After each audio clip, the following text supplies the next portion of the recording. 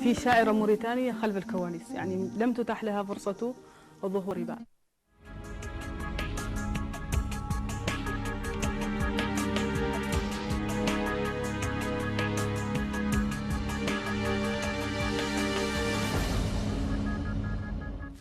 Bonsoir et bienvenue dans le journal, dont voici les titres.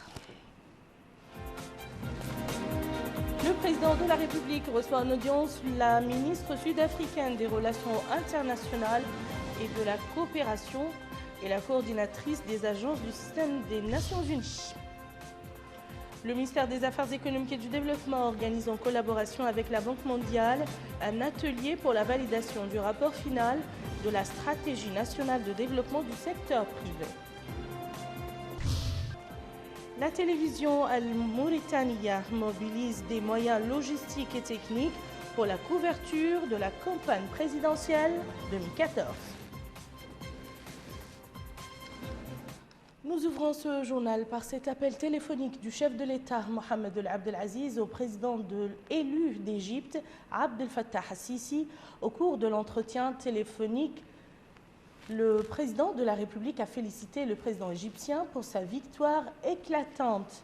Le président de la République a également adressé un message de félicitations à son homologue égyptien Fattah al-Sisi à l'occasion de son élection à la présidence de la République arabe d'Égypte. Le chef de l'État a saisi cette opportunité pour réitérer sa volonté de développer et de promouvoir les relations de fraternité et de coopération existant entre nos deux pays dans l'intérêt mutuel de nos deux peuples frères.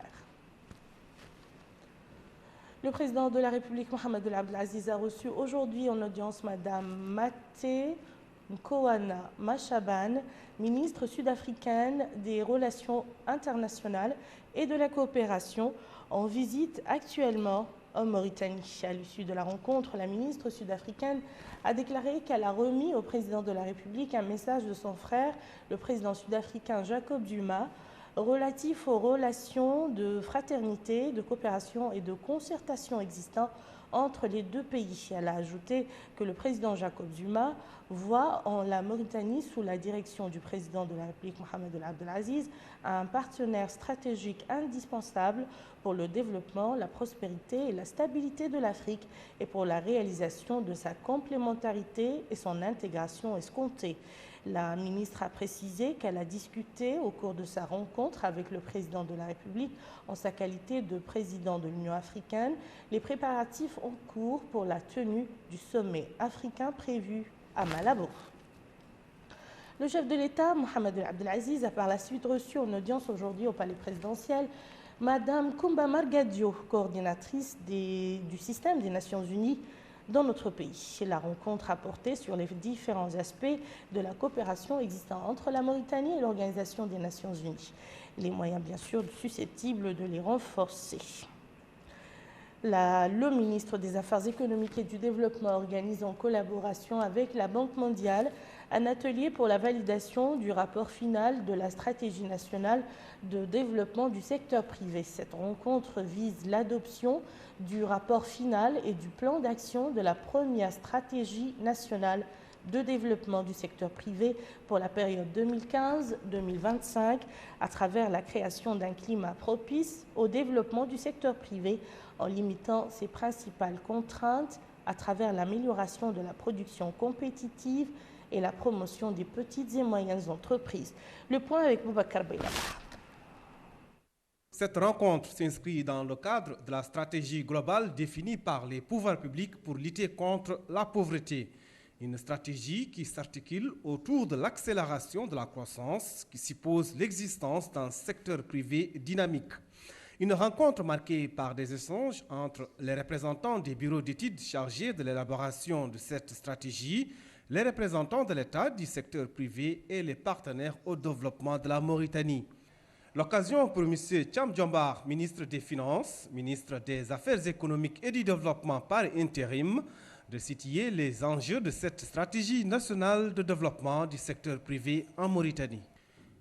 Le présent atelier s'inscrit dans la continuité d'un processus initié par le gouvernement depuis le mois de juin 2013, dont la finalité est de doter notre pays d'une stratégie de développement du secteur privé pour la période 2015-2025 avec comme principaux objectifs créer un environnement favorable au développement du secteur en réduisant ses principales contraintes, améliorer la productivité, la compétitivité et la croissance du secteur, en particulier celle des petites et moyennes entreprises, et partant lutter contre la pauvreté et créer des emplois.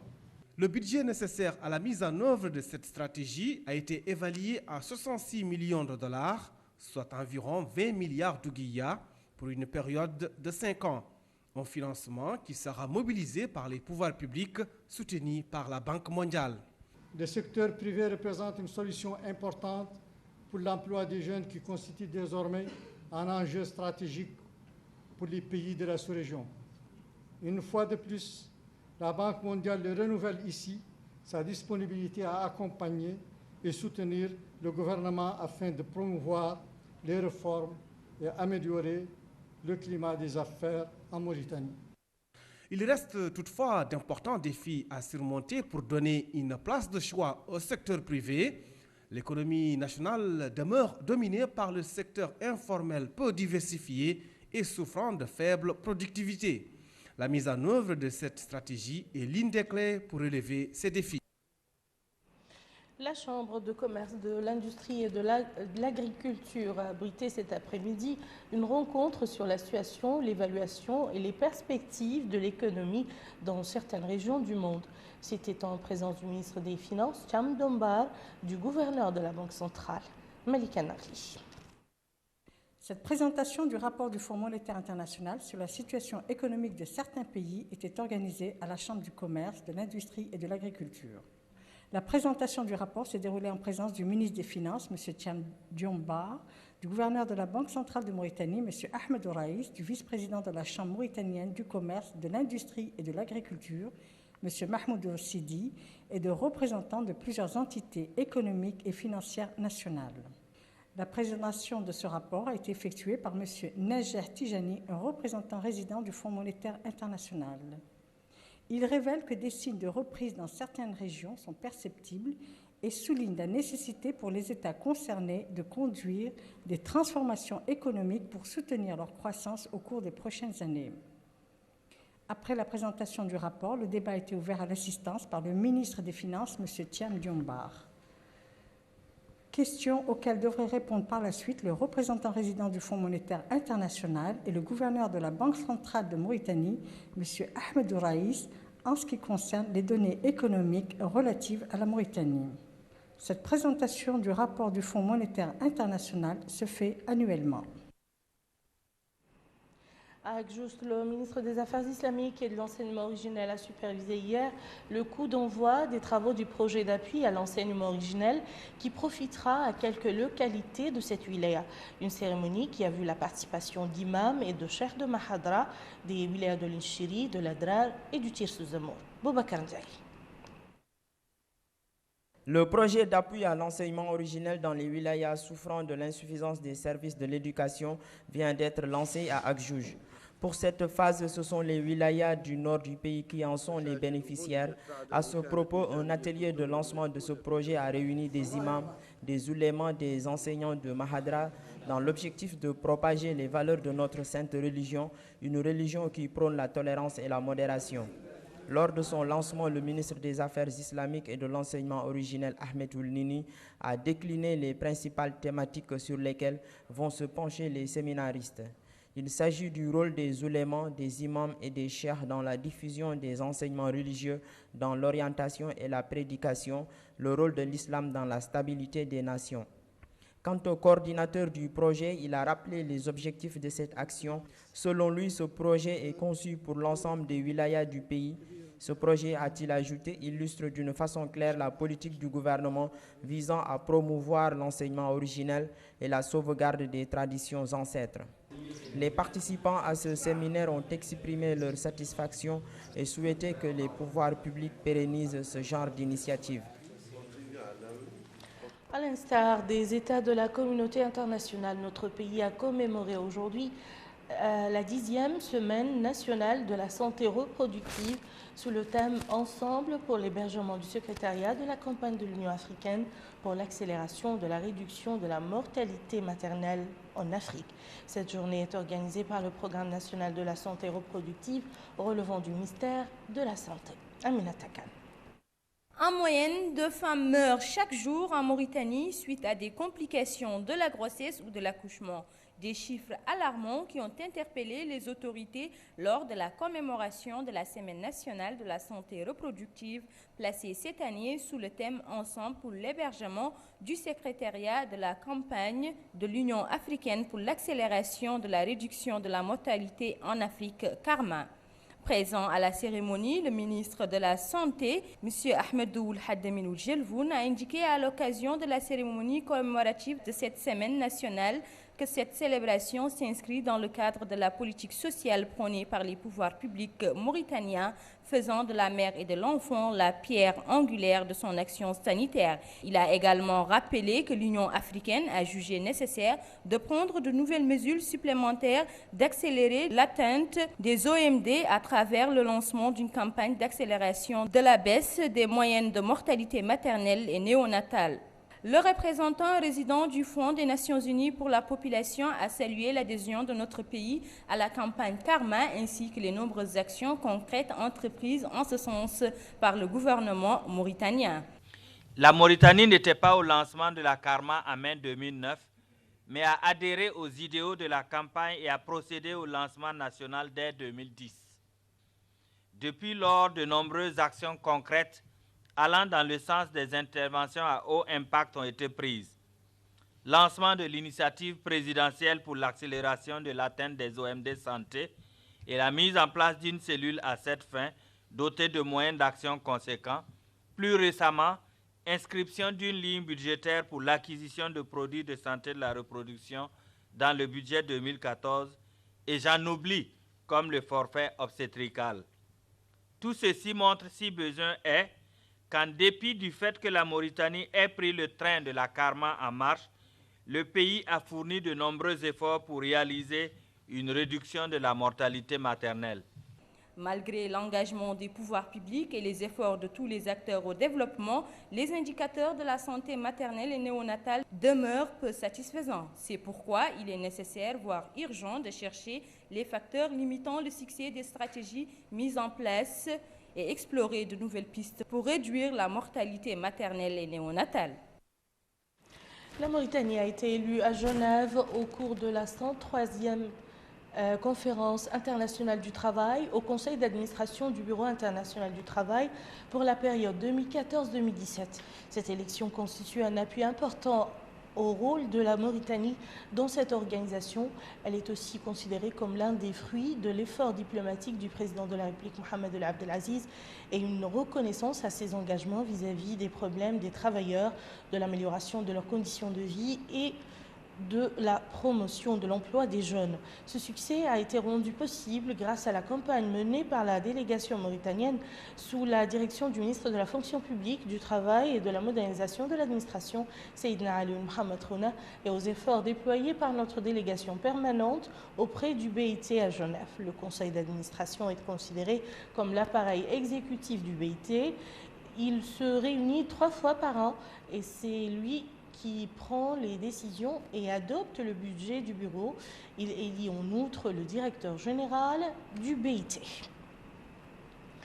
Démarrage aujourd'hui des activités de la première édition de l'exposition de peinture des élèves des écoles dans la salle du musée national.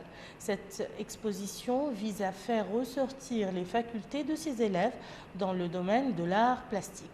Retour à Aminata Kane.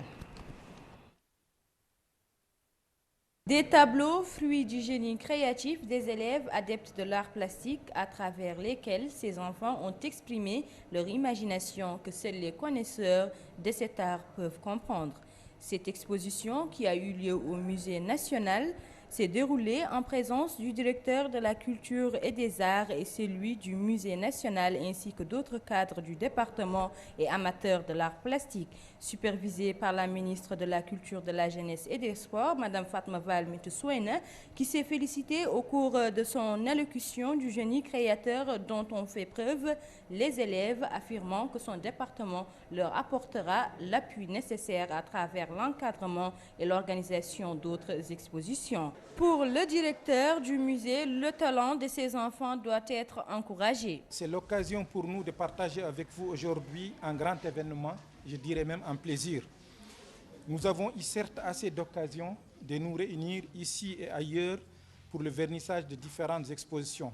Cependant, le vernissage de l'exposition qui nous réunit à l'instant concerne une exposition assez rare, assez particulière, voire même, sans exagérer, une exposition extraordinaire. Ce qui sort de l'ordinaire à propos de notre exposition, c'est que ces artistes, ces auteurs de ces merveilles, réalisées en une semaine, sont des élèves de l'école primaire. Ces potentialités méritent d'être encouragées, cultivées et développées. À travers ces tableaux, ces élèves ont démontré leur talent de création dans le domaine de l'art plastique où les attend sûrement un avenir prometteur. À partir du groupement de Termes au Houd el-Gharbi, la commissaire aux droits de l'homme, à l'action humanitaire et aux relations avec la société civile, Mme Aïchatoun Temhayham, a supervisé la mise en place de 3 pôles de développement intégrés. Plus de précisions avec Moussa Ndiaye. Le fonds d'appui à la professionnalisation des ONG en Mauritanie vise à répondre aux difficultés que rencontrent les franges de la société les plus nécessiteuses à travers des actions concrètes des ONG. Une occasion pour Mme Aïchatoun Temhayham, commissaire aux droits de l'homme, à l'action humanitaire et aux relations avec la société civile, de préciser que l'assistance aux franges de la société les plus démunies vient s'ajouter à d'autres actions que le pouvoir public ont menées dans le but de réduire la pauvreté dans des zones rurales. Elle a ajouté que le commissariat aux droits de l'homme accorde une importance particulière au développement local à travers la mise en place de unités de production. Quant au wali du Houd el-Gharbi, M. Moulay Ibrahim, a dit que cette intervention s'inscrit dans le cadre des efforts des pouvoirs publics pour lutter contre la pauvreté. Autres intervenants ont pris la parole pour mettre l'accent sur l'importance du FAPON, qui vise à alléger la pression sur les franges de la société les plus démunies. C'est à Termessa, relevant de la wilaya de Houd el-Gharbi, que cette activité a été organisée par le commissariat aux droits de l'homme, à l'action humanitaire et aux relations avec la société civile, dans le but de répondre aux besoins des populations pauvres. Le siège de l'autorité de la zone franche a abrité aujourd'hui la cérémonie de remise de permis d'investissement dans le domaine de l'industrialisation et du traitement des espèces pélagiques. Ces permis ont été remis par le président de l'autorité de la zone franche au profit d'un groupe d'investisseurs marocains. Les investissements de ce projet en question atteignent la valeur de 10 milliards d'ouguiya. La cérémonie s'est déroulée en présence du secrétaire général du ministère des Pêches et de l'économie maritime et du wali adjoint de Dakhlet Nouadhib. La Société nationale industrielle et minière a signé aujourd'hui un accord commercial avec le groupe Glencore International. Au terme de cet accord, la SNIM va garantir au groupe Glencore le transport via son chemin de fer et le stockage à Nouadhibou de la production du minerai de fer du projet ASCAF de Vderik et son exportation à partir du port minéralier. Plus de précisions avec Boubacar Djaï. Poignée de main chaleureuse entre l'administrateur directeur général de la SNIM et le représentant du groupe Glencore après la signature d'une convention commerciale. Cette convention fixe les termes et les conditions devant régir le transport par chemin de fer du minerai d'Ascaf entre Fderik et Nouadhibou et son exportation à travers le port minéralier de Nouadhibou. Pour l'administrateur directeur général de la SNIM, cet accord scelle de nouvelles perspectives. La SNIM va davantage accompagner le développement du secteur minier, encourager les investisseurs étrangers à investir en Mauritanie et à mettre à leur service ces infrastructures pour le transport de leur production, a réaffirmé Abdellahi Ould Ouda. Le projet ASCAF en question, dont le coût d'investissement est de 900 millions de dollars, va générer 800 emplois directs durant la phase d'exploitation et 2000 emplois pendant la phase de construction. Les premières productions de ce projet sont attendues d'ici 2017. La chaîne de télévision Al-Mauritania a mobilisé les moyens logistiques et techniques pour la couverture de la campagne présidentielle 2014. Des équipes ont été constituées pour la réussite de cet événement électoral. La chaîne nationale Al-Mauritania se met à l'heure de la campagne. À 24 heures du démarrage officiel de la campagne électorale pour l'élection présidentielle du 21 juillet 2014, tout est fin prêt pour une couverture médiatique réussie. On s'attelle au dernier réglage. Les moyens techniques, matériels et humains ont été mis à la disposition des personnes chargées d'assurer la couverture de cet événement majeur dans l'évolution démocratique de notre pays. Rien n'a été laissé au hasard pour une couverture médiatique à la hauteur des attentes des téléspectateurs. Les meetings, tables rondes et autres activités des candidats seront retransmis à temps réel sur la mauritanienne. Ces véhicules iront au fin fond du pays pour s'assurer que les activités des 5 candidats soient suivies par le téléspectateur de Benamera, Wulienge, Ain Farba, Bolel Dogo, etc. Tout ceci se fera sous le sceau de la neutralité et du professionnalisme. Et pour parler de ce sujet, nous recevons sur ce plateau Cherzen Lessem, directeur adjoint de l'information à El Mauritania. Monsieur le directeur, bonsoir. Bonsoir. Merci d'avoir accepté notre invitation.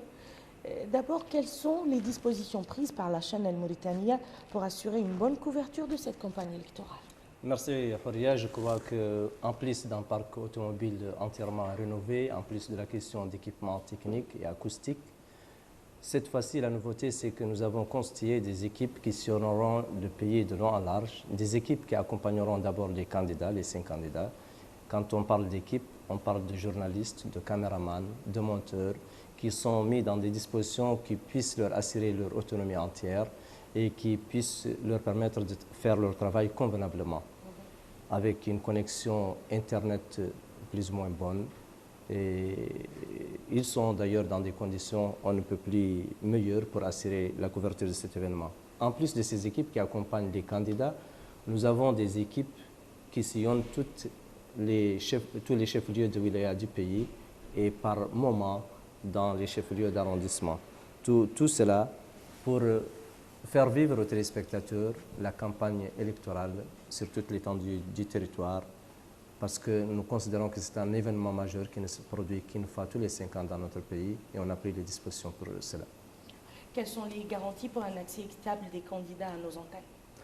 Bon, en ce qui concerne l'équité, nous ne ferons qu'appliquer la réglementation en vigueur qui institue d'ailleurs cette équité ou cet accès des différents candidats aux médias. Les sujets que nous diffuserons, que nous concevrons et que nous produirons seront des sujets qui traitent de façon équitable et objective l'ensemble des candidats. Nous ferons des sujets quotidiennement de 4 minutes qui tiennent compte des extraits, c'est-à-dire des parties des discours des candidats. Et on tient compte à ce que tous les candidats aient les mêmes chances sur ce plan-là. Et qu'en est-il des tranches gratuites que nos antennes offrent aux candidats? C'est les HAPA qui décident. Oui. Pour ce qui est des tranches gratuites, je voudrais préciser que la télévision n'a pour responsabilité que diffuser les tranches gratuites qui sont d'ailleurs produites par le directoire des campagnes des différents candidats, qui les transmettent à la haute autorité de la presse et de l'audiovisuel, qui à son tour les répercute sur la télévision de Mauritanie pour justement les diffuser, ni plus ni moins. Nous ne sommes pas responsables ni de la qualité des images, ni de la qualité du son au sein de cette tranche gratuite, qui est d'ailleurs, on est là que pour diffuser les contenus qui sont produits par les candidats ou par le directoire de campagne des candidats. Et je crois qu'Al Mauritania, sur ce plan, est respectueuse de la loi en vigueur. Merci beaucoup, monsieur le directeur adjoint, d'avoir accepté notre invitation et répondu à nos questions. Merci. Je vous en prie. Le secrétaire général du ministère de l'Énergie, du Pétrole et des Mines, Dr Mohamed Ould Sherif Ahmed, a supervisé hier dans la localité de Bouhdida, au Brakna, la cérémonie d'inauguration d'infrastructures électriques sur l'axe Aleg-Bouhdida, financée conjointement par la Mauritanie et l'Union européenne à hauteur de 260 millions de billets. Ce projet est doté d'une part d'un générateur d'une puissance de 15 à 33 kV. Il porte sur l'extension du réseau électrique de la Somelec pour approvisionner les localités de Taïba, Le Hlew, Goral, Carrefour, Al-Bejmel, Chungiti et Bouhdida. Et un second réseau de distribution long de 25 km avec la fourniture de 345 abonnements gratuits. 28 000 habitants bénéficieront de cette extension dont les travaux seront réalisés par une société nationale. Le directeur général de l'Agence de promotion de l'accès universel au service a indiqué que le projet traduit l'intérêt de réaliser les promesses du programme du président de la République en matière d'électrification des villes et localités, soulignant que cette extension fait partie d'un programme de construction de 150 centrales solaires au service multiple de 12 centrales électriques et de 240 km de réseau électrique au profit de 17 localités, ainsi que des installations publiques, écoles, centres sanitaires, sièges communaux, en plus d'un projet de promotion de la culture de la Tifa, utilisée dans la production du charbon. Une autre station hydroélectrique sera mise en service à Boustaïla, au Hod Shari, avec le début d'exploitation d'infrastructures de l'axe Eshram-Djonaba en mars 2015, qui parachève le programme d'électrification de plus de 30 localités, de construction de 18 forages artésiens d'un coût de 2,4 milliards de guillas, a-t-il enfin dit.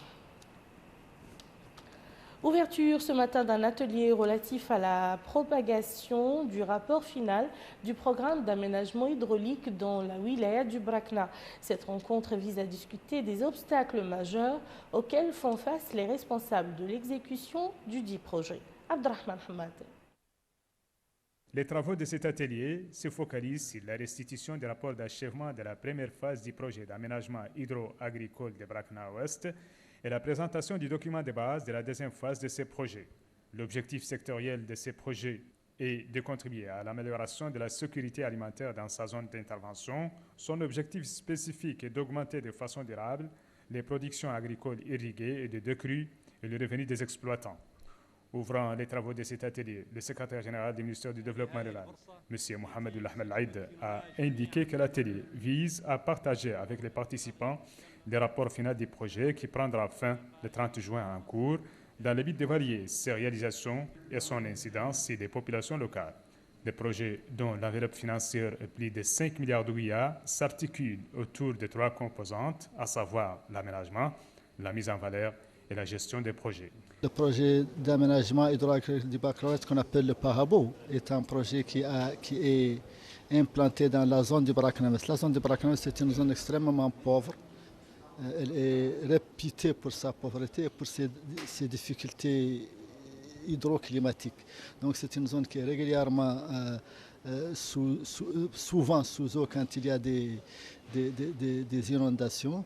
Les périmètres ne sont plus accessibles, les zones de production ne sont pas accessibles, quelquefois les villages ne le sont pas. Ça, c'était maintenant du domaine du passé. C'était jusqu'à 2007 comme ça, et maintenant c'est du domaine du passé, comme ça a été dit tout à l'heure dans le discours du secrétaire général. Le projet a intervenu depuis 2006 et va être clôturé le 30 juin. Et ce projet a réalisé dans une partie de cette zone un certain nombre de réalisations pour relancer l'agriculture de décrue, pour relancer l'agriculture irriguée et pour permettre le désenclavement des zones de production. Et aujourd'hui, la question est en quelque sorte réglée pour une partie de la zone. Et la deuxième phase du projet va intervenir très prochainement et elle va régler la question pour la deuxième partie de la zone et ramener donc l'indice de pauvreté au moins à la moyenne normale. Les participants, qui sont des bénéficiaires et des représentants des départements ministériels concernés, ont suivi une présentation du rapport d'achèvement du projet présenté par le consultant international qui a élaboré l'étude, avant de débattre sur les principaux axes pour finalement sortir avec des recommandations phares pour la prochaine phase du projet. Un atelier consacré à la révision du cadre de référence du manuel éducatif de la famille, organisé par le ministère des Affaires sociales, de l'enfance et de la famille, a débuté ses travaux aujourd'hui à Nouakchott. Ce manuel a pour objectif de créer un cadre juridique aboutissant à un développement local équilibré et favorisant la vulgarisation des comportements sains pour l'émergence d'une éducation inspirée des enseignements islamiques. Le secrétaire général du ministère des Affaires sociales, de l'enfance et de la famille a mis en exergue les grandes transformations dont la famille mauritanienne était victime à cause des effets de la sécheresse, comme l'exil des hommes et l'élargissement du cercle des femmes en charge des ménages, estimé actuellement à 40% dans certaines villes de l'intérieur. Il a ajouté que son département s'attelle à mettre en œuvre face à ces mutations une approche préventive fondée sur l'éducation familiale après avoir expérimenté une autre curative par rapport aux conflits familiaux. Lancement aujourd'hui à la délégation de l'Union européenne d'un projet de vanne pour la protection de l'enfant mauritanien contre la violence, l'exploitation, la discrimination, les abus et la négligence. Ce projet est cofinancé par l'Union européenne et l'UNICEF pour appuyer la stratégie nationale pour la protection des enfants. Mohamed Abdallah Yab. L'UNICEF et l'Union européenne dans un nouveau partenariat. Objectif, soutenir l'action du gouvernement dans le domaine de la protection des enfants. Le projet Défendre pour la protection des enfants mauritaniens contre la violence, l'exploitation, la discrimination, les abus et la négligence a été lancé aujourd'hui à Nouakchott. L'Union européenne est déterminée à renforcer progressivement son appui à l'enfance via plusieurs programmes d'intervention exécutés en collaboration avec le gouvernement et la société civile. C'est un programme qui travaille avec la société civile, au niveau des familles, au niveau des organisations et avec les autorités.